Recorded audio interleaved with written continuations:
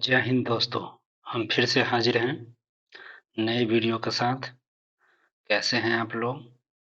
आज का video PYQ, Bihar civil code PYQ, clerk, peon जो संबंधित वीडियो है उसमें हम लोग जनरल अवेयरनेस और साथ में हिंदी, इसमें आज दो पार्ट में देखेंगे। दोनों पार्ट इसी में होगा। इससे पहले ऑलरेडी हिंदी के दो सेट्स अवेलेबल है, आप उसे जाके देखिए। इस वीडियो को भी आप पूरा देखिए। बिना पूरा वीडियो को देखे आपको इसका लाभ नहीं मिल पाएगा। वीडियो को अंत तक बने रहिए।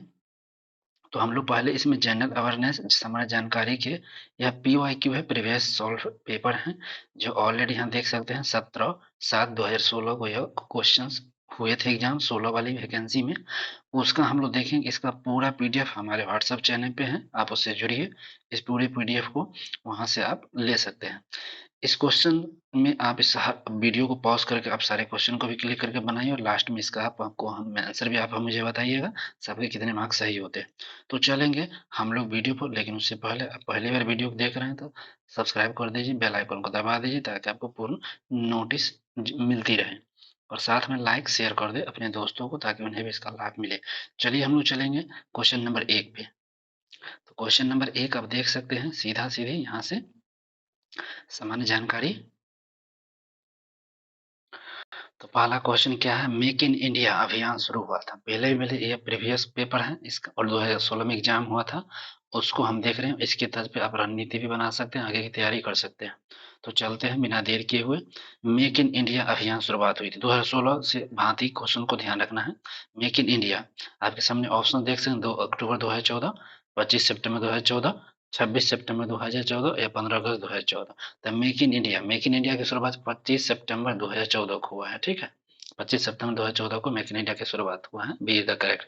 दूसरा नंबर प्रश्न हो जाएगा, ऋग्वेद में किस जानवर को अघन्या अघन्या घोषित किया गया? अघन्या किस जानवर को कहा गया है? ठीक है, ऋग्वेद में। तो आप यहाँ देख सकते हैं ऑप्शन आपके पास, भेड़ है, गाय है, घोड़ा है, बकरी। तो ऋग्वेद में आपको सुर कहा गया है, गाय को अघन्या कहा गया है। ठीक है, 2 का 2 इज द करेक्ट। आगे चलिए 3 नंबर, 15 जनवरी 2015 तक आरबीआई द्वारा संशोधित रेपो दर। ठीक है, 15 जनवरी तक आरबीआई द्वारा संशोधित रेपो दर पूछा जा रहा है। 8% है, 7.75% है, 8.25% या इनमें से कोई नहीं। तो क्या हो सकता है इसका? 7.75% जो है ना, आरबीआई जो है 15 का था संशोधित रेपो दर था। चलिए 4 नंबर क्वेश्चन पे आइए। जीरो फिलेथेमिया, जीरो फिलेथेमिया रोग किसकी कमी से होता है? देख सकते हैं क्वेश्चन पे, जीरो फिलेथेमिया रोग किसकी कमी से हो सकता है? तो ये आपके vitamin B12, vitamin C, vitamin A, vitamin K. तो जीरोफिलिथेमिया जो है रोग है किसकी कमी से होता है सर? तो विटामिन ए की कमी से। सी इज द करेक्ट आंसर। चलिए आगे चलते हैं 5 पे। किस देश को चीनी का कटोरा कहा गया? बहुत अच्छा प्रश्न था, आसान ही प्रश्न था। चीनी का कटोरा किस देश को कहा गया है? चीनी का कटोरा किस देश को कहा गया सर? सीधा सीधी प्रश्न, सीधा सीधी आंसर, क्यूबा को कहा गया है। ठीक है, क्यूबा को चीनी का कटोरा कहा गया है। ठीक है, क्योंकि उसकी अर्थव्यवस्था जो है ना चीनी उद्योग पे आधारित है, इसीलिए उसको कहा जाता है, समझे? लेकिन चीनी का सबसे बड़ा उत्पादक हो जाएगा कौन? ब्राजील। ठीक है, गन्ना का उत्पादक दूसरा स्थान में आता है भारत। ठीक है, चलिए अपन भारत में चीनी का कटोरा किसको कहते हैं? उत्तर प्रदेश को कहते हैं। आगे चलते हैं। कील अनुपस्थिति होता है, जो कि कील अनुपस्थिति होता है, कील अनुपस्थिति होता है किस में? शुतुरमुर्ग में, बत्तख में, मुर्गी में, मोर में। तो कील अनुपस्थिति होता है किसमें सर? तो बत्तख में। ठीक है, बी द करेक्ट, बत्तख में अनुपस्थित होता है। अगला क्वेश्चन हो जाएगा 7 नंबर, संविधान का कौन सा अनुच्छेद मुख्यमंत्री के कर्तव्यों को परिभाषित करता है? कौन सा? ठीक है, कर्तव्यों को, मुख्यमंत्री के कर्तव्यों को। 162 आर्टिकल, 164 आर्टिकल, 165 आर्टिकल, 167 आर्टिकल। तो कौन सा अनुच्छेद? 167। ठीक है, डी द करेक्ट आंसर हो जाएगा आपका। मुख्यमंत्री के कर्तव्य को परिभाषित करता है 167। 8 नंबर क्वेश्चन देख सकते हैं, निम्नलिखित में से कौन सा सबसे तेज मेमोरी है? सबसे तेज मेमोरी कौन सा है सर? सबसे तेज मेमोरी हार्ड डिस्क है, डीवीडी रोम्स, स्टैटिक रोम्स या कैच मेमोरी? तो बता सकते हैं कौन सा हो जाएगा? तो इसका हो जाएगा cache memory, D the correct answer. ठीक है, कैच मेमोरी, डी सबसे तेज मेमोरी है। 9 नंबर को देखिए, निम्न में से कौन सा हमारे शरीर के अंदर नहीं बनता है? हमारे शरीर के अंदर नहीं बनता है कौन सा सर? तो देख हमारे शरीर के अंदर नहीं बनता है, यहाँ सुन सकते नहीं। ए प्रोटीन्स, एंजाइम, हार्मोन्स, कौन से नहीं बनता है? कौन हमारे शरीर के अंदर नहीं बनता? विटामिन ए जो है ना सर, शरीर के अंदर नहीं बनता है। चल सकते हैं 10 नंबर क्वेश्चन पे आइए आप। किस ग्रह के पास उपग्रह नहीं? कहते उपग्रह नहीं है। सबको मालूम है सर, शुक्र के पास कोई ग्रह नहीं है, ये सबके पास था दिमाग फेमस पृथ्वी चंद्रमा सब है, तो शुक्र के पास डी द करेक्ट आंसर 10 का। आगे चलते हैं 11। निम्नलिखित में से किसने अप्रैल 2014 में बांग्लादेश में आयोजित भारत और श्रीलंका के बीच आईसीसी विश्व टी20 के फाइनल में श्रीलंका टीम की कप्तानी की है? तो पुराना करंट अफेयर है, सोच ही सकते हैं। इसका सही आंसर उस समय का लिया गया था लसित मालंगा, ठीक है, 16 का है तो समझ सकते हैं, 2016 में हुआ था, तो लसित मलिंगा उस समय थे। चलिए 12 नंबर पे आइए। भारतीय रेलवे का कौन सा जोन सबसे छोटा जोन है? सबसे छोटा जोन कौन सा है सर? दिल्ली है, कोलकाता मेट्रो है, मुंबई मेट्रो है या बेंगलुरु में? सबसे छोटा रेलवे जोन आपको कौन सा हो जाएगा सर? कोलकाता मेट्रो, सबसे छोटा कोलकाता मेट्रो आ जाएगा, ठीक ना। चलिए 13 नंबर क्वेश्चन पर आ जाइए। क्वाटा जैट कयांत्रित है, क्वाटा जैट कयांत्रित हुआ हुआ है। क्वाटा जैट किसका कयांत्रित? चूना पत्थर का, प्लूटोनिक पत्थर से, बलुआ पत्थर से या सेल से? तो क्वाटा जैट किसका हो जाएगा सर? तो हो जाएगा बलुआ पत्थर का, सीधा करेक्ट 13 का, ठीक है। आगे चलिए 14 नंबर पे आइए अब। अरिहंत एक क्या है? अरिहंत क्या है सर? अरिहंत, अरिहंत एक एप्लीकेशन बुक भी आती है। अरिहंत बहु बैरल रॉकेट प्रशिक्षण है, हवाई द्वीप चेतावनी नियंत्रण प्रणाली है, निहत्थे लड़ाकू हवाई जहाज है या परमाणु शक्ति संचालित बैलिस्टिक मिसाइल है? बताइए तो कौन सा हो जाएगा यहाँ पे? तो अरिहंत जो है ना सर, परमाणु शक्ति संचालित बैलिस्टिक मिसाइल है। D the correct answer, D the correct इसका हो जाएगा। 15 पाइए। निम्नलिखित में से कौन 2014 में भारतीय रिजर्व बैंक के डिप्टी गवर्नर, 2014 में डिप्टी गवर्नर ग्रुप में शामिल किया? करंट अफेयर है, समझ सकते हैं, करंट अफेयर उस समय का है, तो उस समय का ही करंट अफेयर था। तो इसका आंसर हो जाएगा मुंद्रा शायद होना चाहिए। एस एस मुंद्रा होगा कि अमरजीत होगा कि बंदोपाध्याय होगा सर? तो हो जाएगा एस एस मुंद्रा, बिल्कुल सही है, डी द करेक्ट आंसर।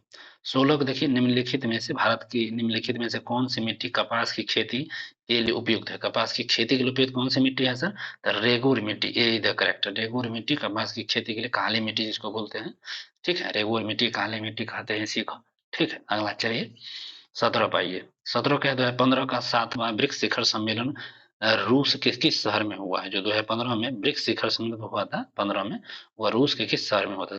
तो रूस का शहर देख सकते हैं, उफा या सोची, तो संघाई दिल्ली तो होगा नहीं, रूस का ही बोल रहा है सर, तो किस शहर में हो जाएगा? तो उफा शहर, देखिए उफा शहर, उफा शहर में है, रूस का ही शहर है उफा, और सोची भी वहीं का है। आगे चलिए सर, इनमें से कौन सा एक पादप हार्मोन है? पादप हार्मोन कौन सा है इसमें से? तो पादप हार्मोन में से कौन सा है? तो इंसुलिन है, थायरोक्सिन है, जिबरेलिन है या एस्ट्रोजन है? तो पादप हार्मोन में से कौन सा? तो जिबरेलिन हो जाएगा सर, जिबरेलिन, ठीक। आगे चलिए sir 19 number, India wins freedom किन का आत्मकथा है? इंडिया विंस फ्रीडम किन की आत्मकथा है? सैयद अहमद खान, मोहम्मद अली, अबुल कलाम आजाद, जाकिर हुसैन? तो इसका हो जाएगा इंडिया विंस फ्रीडम जो है एपीजे अब्दुल कलाम, ठीक है, तो यहाँ अबुल कलाम आजाद हो जाएगा, सी इज द करेक्ट आंसर, ठीक है। आगे चलिए, सर सैयद अहमद खान का कौन सा बुक? हाँ, असबात ए बगावत है सर सैयद अहमद खान का। मोहम्मद अली का कुछ होगा, कौन सा बुक मोहम्मद अली का? ध्यान नहीं आ रहा। असबात ए बगावत तो सर सैयद अहमद खान का है, ठीक है ना। चलिए आगे छोड़ते हैं। निम्नलिखित में से किस देश का संविधान अलिखित है? सबको मालूम है किस देश का संविधान अलिखित है? सबको मालूम है किस देश का संविधान अलिखित है, ठीक है। किस देश का संविधान अलिखित है बताइए?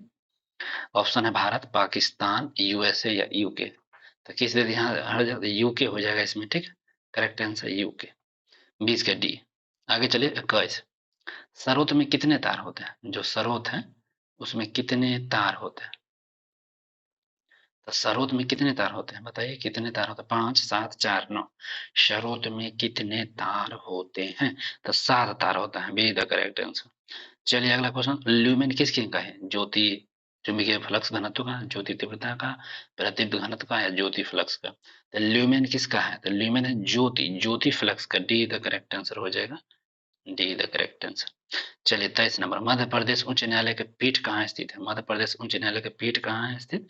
इंदौर में है, भोपाल में है, ग्वालियर में है या जबलपुर में है? तो कहाँ इसका हो जाएगा सर? मध्य प्रदेश का तो जबलपुर में हो जाएगा, डी द करेक्ट आंसर। चलिए 24 पे आइए। शुष्क बर्फ कुछ नहीं है बल्कि, शुष्क बर्फ क्या कहा है? कुछ नहीं है बल्कि क्या है? सीधा सीधी है, ठोस कार्बन डाइऑक्साइड है, बल्कि ठोस कार्बन डाइऑक्साइड ही है ना शुष्क बर्फ। चलिए और चलिए 25 पे आइए। अ, अवसमरणीय अवसमरणीय गीत वंदे भारत ये लिखा गया था। अवसमरणीय गीत वंदे भारत लिखा गया था किसके द्वारा? तो हम सबको मालूम है वंदे भारत लिखा गया Chattopadhyay, Bankim Chandra Chattopadhyay. See the correct answer, 25 का सी। अब देखिए पेपर 2 में क्या है सर, अंक गणित है, फिर इंग्लिश है। ये आप मेरे व्हाट्सएप चैनल पे ज्वाइन कीजिए, उस पीडीएफ को लेकर पूरा बना के आप उसके आंसर की अपलोड कीजिएगा, हम मिला के उसके आंसर को बता देंगे। तो फिर चलते हैं हम लोग अब हिंदी सेशंस को देखेंगे, हिंदी सेशन पर चलेंगे, ठीक है। तो देख सकते हैं पेपर 4 हिंदी, इसको एक दो पार्ट हम लोग जी की देखे हैं, क्योंकि पीवाईक्यू है, क्वेश्चन बैंक है, मेमोरी बेस्ड पे था, तो उसमें हिंदी के क्वेश्चंस हैं, इतने पूछे गए थे, तो हम लोग ये सब हिंदी को देखेंगे, ठीक है। तो चलिए हिंदी में आगे बढ़ते हैं। निम्नलिखित प्रत्येक 4 विकल्पों में से बेमेल असंगत को चुनना है। 76-77 बेमेल असंगत को क्या करना है सर, यहाँ पर चुनना है। तो देखिए हम इसको निकालते हैं हम लोग, बेमेल असंगत चिन्ह। तो देखिए बेमेल कौन हो जाएगा 76 में, देखिए ऑप्शन में क्या है, शारीरिक, दूसरा में अधिक, तीसरा में दैहिक, चौथा में मानसिक। तो इसमें बेमेल कौन सा हो जाएगा, आप इसको पकड़िए। बेमेल में इसमें कौन, शारीरिक, अधिक, दैहिक या मानसिक, तो कौन सा इसमें हो जाएगा, आप लोग सोच के बताइए। तो कौन सा हो जाएगा इसमें, तो सीधा सीधे देखिए अधि हो जाना चाहिए, अधि। अधि यह एक बेमेल हो जाएगा, इसका कैरेक्टर असंगत यही है। शारीरिक, दैहिक, मानसिक, बाकी जो भी है सब शरीर से संगत है, शारीरिक, दैहिक, मानसिक संगत शब्द है। यह मनुष्य के शरीर के मन से संबंधित वगैरह है, ठीक है। सब शरीर समझ, लेकिन अधि है ना, अधि उपसर्ग से निर्मित सब होगा, अधिकार, अधिपति, अधिनियम, ये सब होगा, लेकिन ये अलग हो जाएगा। तो मिल गया। 77 को देख सकते हैं, मस्तक, सिर, शीश या शीर्ष। अब इसमें कौन है, मस्तक, देखिए मस्तिष्क, सिर, कपारो मस्तिष्क, शीश और शीर्ष। शीर्ष किसी चीज का ऊपर होता है, लेकिन शीर्ष कुछ और होता है।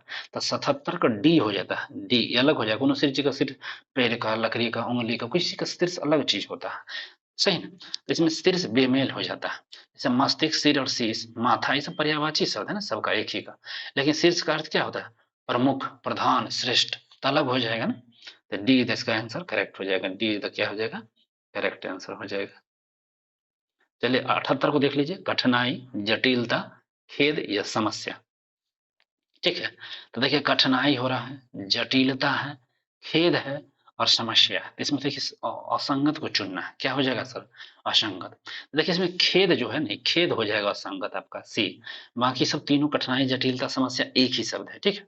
हाँ, ये नकारात्मक शब्द है, जबकि खेद का है ना दुख होता है, वो नकारात्मक है, समस्या, जटिलता है, कठिनाई, लेकिन ये दुख हो जाता है। तो सी इज द करेक्ट। खेद, खेद समझ, खेद अफसोस, दुख, गम, व्यथा, पछतावा, शोक, पश्चाताप, ये सब एक अलग है। चलिए आगे चलते हैं। 79 से 81 देखिए, निम्नलिखित शब्दों के उपयुक्त पर्यायवाची छांटिए, पर्यायवाची को निकालना है सर। अब 79 का देखिए पर्यायवाची हम लोग देखते हैं। 79 में स्वर्ग का पर्यायवाची क्या हो जाएगा, क्वेश्चन है 79 में क्या है, स्वर्ग, स्वर्ग का पर्यायवाची। तो पर्यायवाची का मतलब क्या होता है, विलोम, विलोम तो उल्टा होता है। पर्यायवाची से समानार्थक शब्द वाला होना चाहिए, समझे, समानार्थक शब्द वाला होना चाहिए, ये सही हो जाएगा। तो स्वर का पर्यायवाची पूछा जा रहा है। तो स्वर का पर्यायवाची आपके सामने क्या ऑप्शन देख रहे हैं, ब्रह्मांड है, घौ है, यमलोक है, नरक है। तो स्वर्ग क्या होता है, नरक नहीं, यमलोक खराब है, धौ है, ब्रह्मांड है, स्वर्ग कहाँ हो जाएगा, स्वर्ग। स्वर्ग का जैसे धौ होता है, धौ, पर्यायवाची आपका धौ मिल गया, ठीक है। स्वर्ग का अन्य पर्यायवाची धौ, सुरलोक, वैकुंठ, परलोक, ये सब होता है। भागीरथी का देखिए, भागीरथी का पर्यायवाची क्या हो जाएगा सर, गंगा, निर्जनी, सरिता, यमुना। तो भागीरथी का गंगा पर्यायवाची हो जाएगा, ठीक है, गंगा। चलिए 81 का देखिए, रात्रि का पर्यायवाची क्या हो जाएगा, रात्रि का पर्यायवाची बताइए, रात्रि का पर्यायवाची, रात्रि शब्द का जो पर्यायवाची क्या हो जाएगा, ठीक है, रात्रि का पर्यायवाची क्या हो जाएगा, तमोचर, अमा, विभाकारी, छिपरा। रात्रि का अन्य पर्यायवाची शब्दों में जगह देखिए, रात्रि मतलब निशा, हाँ निशा हो जाएगा, विभा, यामिनी, हाँ उसका विवाह, हाँ तो विवाह, तो विवाहवरी, सी इज द करेक्ट। 81 का सी मिल गया पर्यायवाची। 82 में क्या है, कौन सी भाषा संस्कृत भाषा का अपभ्रंश है, संस्कृत भाषा का अपभ्रंश पूछ दिया। अवधि अपभ्रंश होगा कि पाली है कि खरी बोली है कि ब्रज, ठीक है। 82 का बताइए सर, पाली भाषा, जो पाली भाषा है यही अपभ्रंश हो जाएगा, बी द करेक्ट आंसर, ठीक। कि नहीं, खरी संस्कृत भाषा का अपभ्रंश सर पूछा गया है। ठीक, हाँ, तो पाली ठीक है सर, पाली ही होगा, बिल्कुल सही है। 83 में देखिए, रामचरितमानस किस भाषा में लिखा गया था? रामचरितमानस किस भाषा में लिखा गया? सबको माला है अवधी भाषा में लिखा गया था, बहुत इजी क्वेश्चन है। अवधी भाषा में लिखा गया था, ठीक है। रामचरितमानस, पद्मावत, अखरावत, तुलसीदास, ये सब ठीक। आगे चले, नील गाय में कौन सा समास है? बहुत आसान प्रश्न हो जाएगा। नील गाय में, ठीक है, नीला है गाय, नील गाय में कौन सा समास हो जाएगा? नील गाय क्या है सर? नील गाय, नीला है जो गाय, तो नील गाय क्या हो जाएगा? कर्मधारय हो जाएगा ना, कर्मधारय, ये द करेक्ट आंसर। विघ्न निकल गया। आगे देख सकते हैं यहाँ पर, चारपाई पर चादर बिछा दीजिए, वाक्य में से पर कौन सा कारक है? तो चारपाई पर चादर बिछा दीजिए, वाक्य में पर कौन सा कारक है? कर्ता ने कर्म को करण से, संप्रदान को के की, तो ये किस क्या हो जाएगा? तो ये संबंध लग रहा है ना, कि अधिकरण, अधिकरण में पर, अधिकरण में पर, हाँ पर आ गया तो अधिकरण हो जाएगा, बिल्कुल सही है। चादर पर, चारपाई पर चादर बिछा दीजिए, में पर अधिकरण हो जाएगा ना, अधिकरण, चारपाई पर चादर बिछा दीजिए, वाक्य में पर जो है अधिकरण है। जिस शब्द में नहीं कहते हैं उस पर स्वतंत्र संख्या वगैरह ऐसा क्यों होता है? कर्ता ने कर्म को करण से द्वारा, संप्रदान को के लिए, अपादान से संबंधे काके की, अधिकरण में पर, ठीक है, पढ़ दिए, समझ में आ गया होगा आप लोगों को। चलिए आगे चलते हैं 86 पे। छ वर्ण शब्द के योग से कौन बना है? जो छ वर्ण के किसके योग से बना हुआ है? छ वर्ण, छ वर्ण के योग किसके योग से बना हुआ है? छ वर्ण, क प्लस स, क प्लस च, क प्लस छ, क प्लस छ, ठीक है। तो छ वर्ण किसके योग से बना हुआ है? छ वर्ण, तो छ जानते हैं ना, तो के एस एच ए, आधा को क सौ के योग से बना हुआ है, तो कहाँ पर देखिए क, अभी तालाब्य सौ, नहीं मूर्धन्य सौ, ये ए द करेक्ट आंसर, 86 का सीधा पकड़ा गया। देखिए के हलंत प्लस ताला, मतलब मूर्धन्य सौ, ये छ होगा। त्र में तो हलंत प्लस र, यो में जो हलंत प्लस यो, ये शब्द है अस्रो, तालाब्य सौ हलंत प्लस र, तो स्रो मिल जाता है। चलिए 87 नवासी सही, संधि विच्छेद करना, क्या करना है सर? संधि विच्छेद निकालिएगा। चलिए आइए, उन्नति का संधि विच्छेद क्या हो जाएगा? उन्नति, उन्नति का संधि विच्छेद आप लोग करना, कौन सा है? तो उन्नति को देखिए, उत जोड़ नति, उत जोड़ नति, तो देखिए उत ये आधा का तो है, नो उन्नति क्या बन जाता है?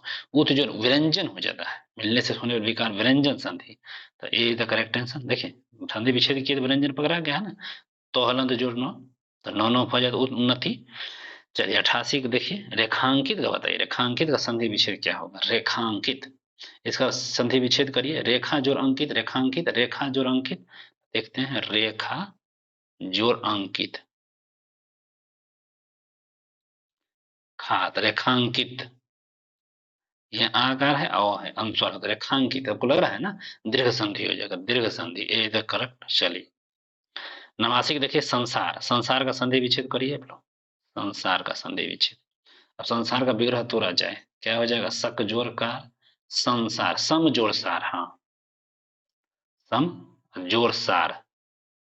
देखिए यहाँ मोहलंत जोड़ आकार आ रहा था, तो सन हो जाता है, सन सम जोड़ आ, संसार क्या लग रहा है? विसर्ग तो है नहीं, स्वर संधि कोनो निकल रहा है, व्यंजन, व्यंजन पकड़ा रहा है, बिल्कुल सही, व्यंजन संधि।